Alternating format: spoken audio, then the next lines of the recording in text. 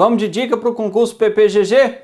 Tá na hora de estudar porque é uma excelente oportunidade e a gente tem que se antecipar à existência do edital.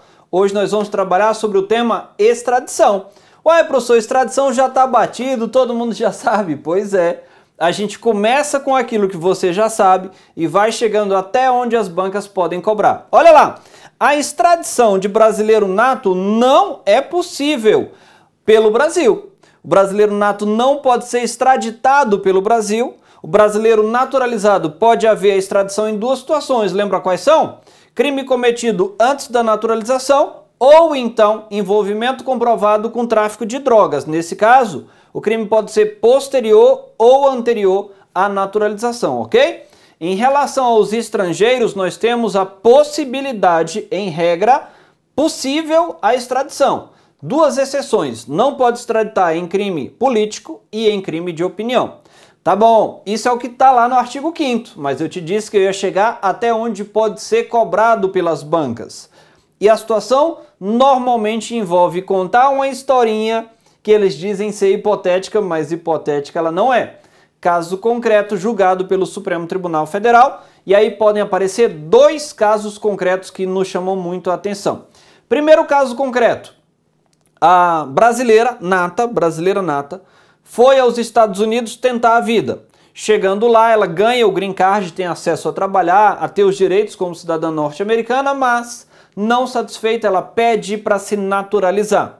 Naquele momento, ela abre mão da nacionalidade brasileira. Ela formalmente abdica de qualquer outro país.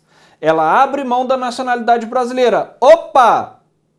A gente pode extraditar essa mulher? Eu vou perguntar porque tem as cenas dos próximos capítulos. Ela se torna cidadã norte-americana, mata o seu marido alguns anos mais tarde e corre para o Brasil. Chegando aqui, a nação norte-americana pediu a sua extradição e o Supremo Tribunal Federal deferiu, acolheu o pedido norte-americano e extraditou, dizendo o seguinte: a gente não pode extraditar brasileiro nato, mas o brasileiro nato pode deixar de ser brasileiro, perder a nacionalidade e aí então ser extraditado. Foi o que aconteceu, ok? Caso 1 contado, vamos para o caso 2. O caso 2 é o seguinte: você nasceu na Europa quando seus pais estavam tentando a vida em busca de condições melhores. E aí a pessoa, nasceu lá na Espanha, país que adota o critério sanguíneo, então filho de pais brasileiros, não era brasileiro nato, porque nasceu lá fora e não foi feito o registro na repartição competente. Também não era espanhol, porque não tem o sangue espanhol. Depois dos 18 anos, aos 25 anos, preste atenção, aos 25 anos essa pessoa vem residir no Brasil e opta pela condição de brasileiro.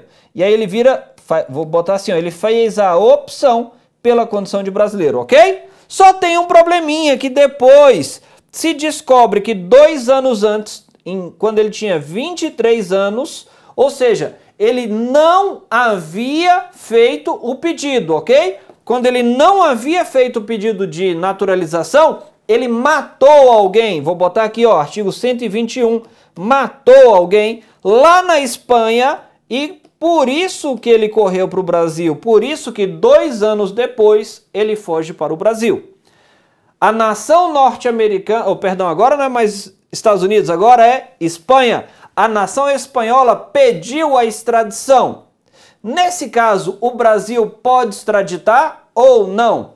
Amigo, o que se entende no âmbito do Supremo Tribunal Federal é que no momento em que a pessoa fez a opção, ela adquire a condição de brasileiro nato retroativo ao nascimento. Então reparem, volta e vira nato desde o nascimento. Opa! Se vira nato desde o nascimento, nós não extraditamos brasileiro nato. O que vai acontecer?